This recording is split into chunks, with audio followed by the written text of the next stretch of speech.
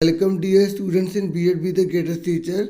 आज मैं आपको कंटेम्प्रेरी ऑफ इंडियन एजुकेशन से रिलेटेड कुछ नोट्स बता रहा हूँ। आपने प्रिपरेशन तो अच्छे से कर ली होगी, लेकिन एक तरह से आपकी रिवीजन हो जाए इसलिए मैंने नोट्स आपके लिए प्रिपेयर करे हैं। ठीक है, पेपर से पहले आप एक बार इसे देख लेना। ठीक है, फटाफट स्टार्ट कर देते हैं। तो पहला है, सबसे पहले मैं आपको बता रहा हूँ इगैलिटेरियन के बारे में। देखो, सबको समानता मिल सके तो जॉब रिजर्वेशन में एससी के लिए 15%, एसटी के लिए 7%, ओबीसी के लिए 27% जो है रिजर्वेशन दिया गया, आरक्षण दिया गया। अगर प्रमोशन की बात करें, जैसे एक जॉब से दूसरी जॉब में प्रमोशन करना है तो एससी के लिए कोई 15 है, एसटी के लिए 7.5 है, यहाँ पे 7 है या 7.5 है, ओबीसी के लिए 27% है। ठीक है, आगे बात कर लेते हैं। एंशिएंट पीरियड में जो एजुकेशन है उसमें जो तक्षशिला यूनिवर्सिटी है सबसे ज़्यादा पुरानी, ठीक है, और जैसे जिसमें गुरुकुल हुआ करते थे। और नालंदा यूनिवर्सिटी भी बहुत पुरानी एंशिएंट पीरियड की, ये बिहार में हुआ करती थी। ठीक है, वल्लभ भाई गुजरात में, और शारदा जो है कश्मीर में हुआ करती थी, क्योंकि आपसे पूछ सकता है। ठीक है, तो राइट टू एजुकेशन एक्ट जो 2009 है, ठीक है, ये कॉन्स्टिट्यूशन 86 हुआ था, संविधान में जो संशोधन हुआ था, तो अमेंडमेंट एक्ट 2002 के अकॉर्डिंग। ठीक है, तो आर्टिकल 21A में, ठीक है, फंडामेंटल राइट दे दिया गया जिसमें free and compulsory education provide की जाएगी। ठीक है, एक तरह से आपको रिवीजन करवा रहा हूँ। ठीक है, और इसे कब मतलब स्टार्ट किया गया, 1 अप्रैल 2010 को इसको स्टार्ट किया गया, मतलब फोर्स में हुआ, मतलब ये लागू हुआ। ठीक है, तो आगे बढ़ जाते हैं फटाफट। और ये जो कोठारी एजुकेशन कमीशन है, ये 1964 से 1966 में पूरा प्रिपेयर किया गया। ठीक है, इसके अंदर 3 लैंग्वेज फॉर्मूला, ठीक है, बहुत सारी चीज़ें इसके अंदर आती हैं, आपने पढ़ा होगा। बस एक बार आपको ये याद दिला रहा था, थोड़ा बता रहा था कि इसमें आप जो 3 लैंग्वेज फॉर्मूला है वो अच्छे से जरूर कर लेना, क्योंकि उसके ऊपर क्वेश्चन जरूर आएगा। यूजीसी की full form university grand commission होती है। ठीक है, इसके जो प्रेजेंट चेयरमैन है ना वो डीपी सिंह है। ठीक है, ये पूछ सकता है आपसे। और फर्स्ट चेयरपर्सन जो थे वो 1953 से 1955 तक बने थे, उनका नाम था डॉक्टर शांति, ठीक है, सवरवाल, ठीक है, भटनागर। तो आप ये लर्न कर लेना। उसके बाद एजुकेशन एंड डेमोक्रेसी, ये किसने कहा था, ये जॉन डुई ने कहा था। ठीक है, आगे बढ़ जाते हैं। Article 21A right to education, मैं आपको ऑलरेडी बता चुका हूँ इसके बारे में। फ्री एंड कंपलसरी एजुकेशन के बारे में बात करता है 6 से लेकर 14 ईयर्स के बच्चों के लिए। ठीक है, आर्टिकल जो 45 है, इंपॉर्टेंट आर्टिकल सारे लिख लिए मैंने। ये बिलो 6 ईयर जो बच्चे होंगे उनकी जो देख रेख है, उनकी जो एजुकेशन है उसके लिए स्टेट करेगी काम। ठीक है, जो बिलो 6 ईयर के बच्चे होंगे उसके लिए स्टेट जो होगी, राज्य सरकार होगी, वो काम करेगी। आर्टिकल 45 कहता है। आर्टिकल 51 जो है वो ये कहता है कि पेरेंट्स की ड्यूटी है कि बच्चों को जो है ना फ्री एंड जो कंपलसरी एजुकेशन है वो प्रोवाइड करवाए। ठीक है, ये इंपॉर्टेंट आर्टिकल मैंने सारे नोट कर लिए जो एग्ज़ाम में आपके आ सकते हैं। ठीक है, एक बार रिवीजन हो जाएगी आपकी, फ़ायदा हो जाएगा आपको। ठीक है, आगे देख लेते हैं फटाफट। देख लो, मैं आज सोया नहीं, मैंने कहा कि नहीं बच्चों के लिए कुछ कर देना चाहिए। ठीक है, तो थोड़ी हेल्प हो जाए इसलिए। फुल फॉर्म डीपीईपी की फुल फॉर्म क्या है, डिस्ट्रिक्ट प्राइमरी एजुकेशन प्रोग्राम। ठीक है, ये लॉन्च हुआ था नवंबर 1994 में हुआ था। ठीक है, यूईई यूनिवर्सलाइजेशन ऑफ एलिमेंट्री एजुकेशन इसकी फुल फॉर्म है। और 6 से लेकर 14 ईयर्स के बच्चों को शिक्षा देने की बात की गई है। ठीक है, उनको कंपलसरी एजुकेशन मिलनी चाहिए। और NEEM की फुल फॉर्म क्या है, नेशनल एलिमेंट्री एजुकेशन मिशन 1955। ठीक है, ये कब आया था, 1955 में। आगे देखिए, MLL की फुल फॉर्म क्या है, minimum level of learning. SKP की क्या है, शिक्षा कर्मी प्रोजेक्ट। ठीक है, और ओपन ब्लैक बोर्ड ये स्टार्टेड हुआ था 1987 में। ठीक है, और इसके अंदर क्या किया था कि स्कूलों के अंदर जहाँ स्कूल थे वहाँ बोर्ड वगैरह कुछ भी नहीं थे, तो धीरे धीरे उसको बढ़ाते चले जाना था, बोर्ड सिस्टम को, बच्चों की एजुकेशन अच्छे से होती चली जाए। इसमें क्या क्या था देखो, देख लेते हैं। और 16 से लेकर जो 14 ईयर्स के बच्चों के लिए 2 लार्ज रूम होंगे, 2 टीचर होंगे।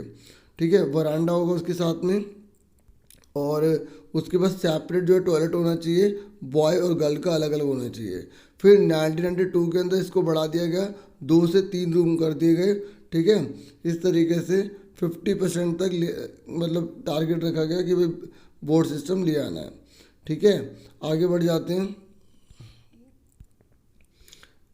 उसके बाद है NEP कब आया, न्यू इकोनॉमिक पॉलिसी 1991 में आई, जिसमें हम LPG लेकर आए, उदारीकरण, निजीकरण, वैश्वीकरण, मतलब लिबरलाइजेशन, प्राइवेटाइजेशन, ग्लोबलाइजेशन। लिबरलाइजेशन मतलब होता है उदारीकरण। उदारीकरण में क्या होता है, लाइसेंस वगैरह जो होते वो हटा दिए गए थे, ठीक है, ताकि ईजिली जो है वो व्यवसाय कर सके। लेकिन एजुकेशन से रिलेटेड है तो एजुकेशन के लिए सारे काम किए गए थे, ठीक है। हम एजुकेशन की बात करें तो LPG, ये मैंने फुल फॉर्म अगर आपसे पूछ ले तो इसलिए लिख दी थी। उसके बाद RTE है 21, ये आर्टिकल के अंदर आता है, ठीक है। इसमें 7 चैप्टर है और 38 सेक्शन है, ठीक है। और सेक्शन 12 कहता है कि 25% जो सीट है वो वीकर सेक्शन के लिए रिजर्व हो, ठीक है। मतलब स्कूल के अंदर अगर जितनी सीटें हैं तो 25% जो सीटें हैं वो आपको वीकर सेक्शन को देनी होंगी, ठीक है। जो कमज़ोर तबके के बच्चे हैं फ्री में उन्हें पढ़ाना होगा। और सेक्शन नंबर 17 क्या कहता है कि no student will be face physical punishment. 17 कहता है कि किसी बच्चे को फिजिकल पनिशमेंट आप नहीं दोगे, मारोगे नहीं उसे डंडे से। सेक्शन 21 कहता है SMC बनाओगे, मतलब स्कूल मैनेजमेंट कमेटी बनाओगे, जिसमें 50% वूमेन होंगी, ठीक है, मेन लिखा है। और एडवाइजरी काउंसिल जो है होगी, जिसके अंदर 15, ठीक है, 15 होंगे मेंबर, और मतलब उससे ज़्यादा नहीं होंगे। ये नहीं कि अगर आप एडवाइजरी काउंसलिंग बना रहे हो तो अपने जितने मर्जी मेंबर रख लिए, तो 15 से ज़्यादा नहीं होंगे एडवाइजरी काउंसलिंग के अंदर, ठीक है। आगे बढ़ जाते हैं, 1 मिनट, हाँ। और देखिए ये रेशो की बात कर रहा है, ठीक है, कितने बच्चे होंगे और कितने स्टूडेंट्स होंगे। 1 से लेकर, अगर 5th क्लास है तो 1 से लेकर अगर 30 बच्चे हैं तो 1 टीचर होना चाहिए। अगर उस स्कूल के अंदर अगर 60 तक बच्चे हो जाते हैं तो 2 टीचर हो जाएंगे, 90 तक हो जाएंगे तो 3 टीचर, मतलब 30 पर 1 टीचर होना चाहिए, ठीक है। ये पहली से लेकर 5वीं तक का रूल है। अगर हम बात करते हैं 6ठी से 8वीं वाले की, तो 1 से लेकर 35 अगर बच्चे हैं तो 1 टीचर, ऐसे 35 से लेकर 70 तक बढ़ेगा तो 2 टीचर, इस तरीके से। फिर उसके बाद हेड मास्टर की बात भी हुई है, ठीक है, ये आप आगे देख लो। उसके बाद वर्किंग डे कितना है, देखो 1 साल के अंदर अगर पहली से 5वीं तक के बच्चे तो उनको 200 दिन पढ़ाना है, 6ठी से 8वीं वाले को 220 दिन पढ़ाना है, ठीक है। और कितने घंटे आने चाहिए इसमें, 800 घंटे, और 6ठी से 8वीं के लिए 1000 घंटे आने चाहिए, ठीक है। और टाइम ऑफ टीचर का जो टाइम है, मतलब कितना एक हफ्ते में कितना पढ़ाएगा, 45 घंटे, इंक्लूडिंग जो प्रिपरेशन कर रहा है वो भी, इसमें इंक्लूडिंग उसकी तैयारी भी इंक्लूड हो गई, ठीक है। 45 घंटे एक हफ्ते के अंदर, ठीक है। और किसी बच्चे का IQ जो इंटेलिजेंस में कब गिना जाएगा, जब 100 से 110 के बीच में हो, ठीक है। आर्टिकल 15 क्या कहता है, आर्टिकल 15 कहता है कि जो वुमेन है उसको एजुकेशन मिलनी चाहिए, ठीक है। उसके लिए अनेक प्रकार के जो है प्रावधान किए गए हैं, ठीक है, बहुत सारी उनको रियायतें छूट दी गई है, ठीक है। अभी तो सर मेन बता रहा हूँ, ओके, ताकि एक तरह से आपका रिवीजन हो जाए। आगे देखते हैं, 6 पेज पर आ जाते हैं। तो 6 पेज में हमें जो डीबर कमीशन है वो 1960 से 61 में आया था, ठीक है। SC ST OBC बैकवर्ड जो है इनके लिए काम किया था इसने, कि बच्चों को फ्री एजुकेशन मिले, फ्री क्लॉथ मिले, बुक्स मिले, इस तरीके से इनने काम किया था।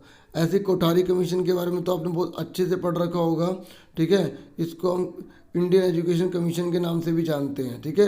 इंडियन एजुकेशन कमीशन के नाम से भी इसको जाना जाता है, ठीक है, क्योंकि कोठारी इसके जो थे चेयरपर्सन थे, इसलिए कोठारी के नाम से भी नाम रख दिया गया इंडियन एजुकेशन कमीशन का, 1964 से 1966 तक, ठीक है। इस तरीके से पूरा बना था ये। और अब नेशनल पॉलिसी ऑफ एजुकेशन कब आई थी, 1986 में आई थी। आगे मैंने इसके बारे में और बता रखा है, ठीक है। सेकेंडरी एजुकेशन कमीशन कब आया था, 1952 से 53 में।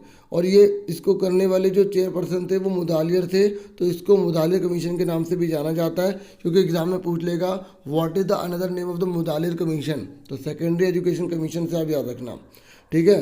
आगे देखते हैं, उसके बाद है राम मूर्ति कमीशन 1990, ठीक है, known for the review committee. ये ना रिव्यू हुई थी, जो हमने न्यू पॉलिसी ऑफ एजुकेशन पढ़ा था ना, तो उसको रिव्यू करना था, चेक करना था कि भाई उसमें क्या क्या खामियां थी, क्या क्या गलतियाँ थी, इस तरीके से। इसमें जो है राम मूर्ति जो थे वो चेयरपर्सन थे, और 17 मेंबर इसमें अपॉइंट किए गए थे, ठीक है। उसके बाद जैनर धेनी है, ये भी एक कमेटी बनी थी 1992 में, इसने भी रिव्यू करने का काम करा था, ठीक है।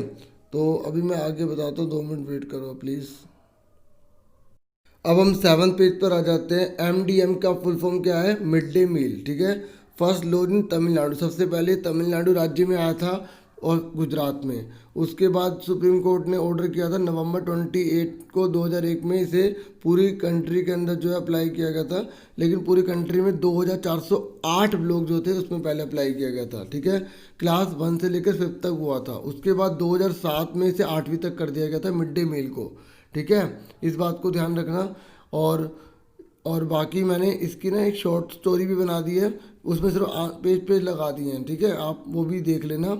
ठीक है, मतलब स्क्रीनशॉट लेना हो तो वैसे अब क्या लोगे, एक बार रिवीजन ही करना है ना।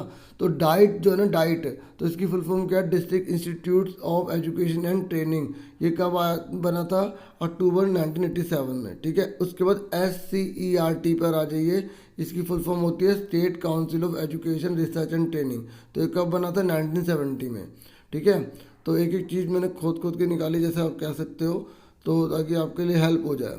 उसके बाद आगे है राष्ट्रीय माध्यमिक शिक्षा अभियान। इसका एक स्लोगन है पढ़े चलो बड़े चलो। तो ये मोस्ट इम्पोर्टेंट है, ये पूछ सकता है कि पढ़े चलो बड़े चलो जो है वो स्लोगन किसने दिया, राष्ट्रीय माध्यमिक शिक्षा अभियान के द्वारा ये था। ठीक है, तो 10वीं और 12वीं में सेकेंडरी और 11वीं और 12वीं को हायर सेकेंडरी कहा गया। ठीक है, और जो सेकेंडरी स्कूल है ना वो 5 किलोमीटर के अंदर होने चाहिए, और हायर सेकेंडरी स्कूल की बात हो रही है तो 7 किलोमीटर के अंदर होने चाहिए 11वीं 12वीं के बच्चों के लिए।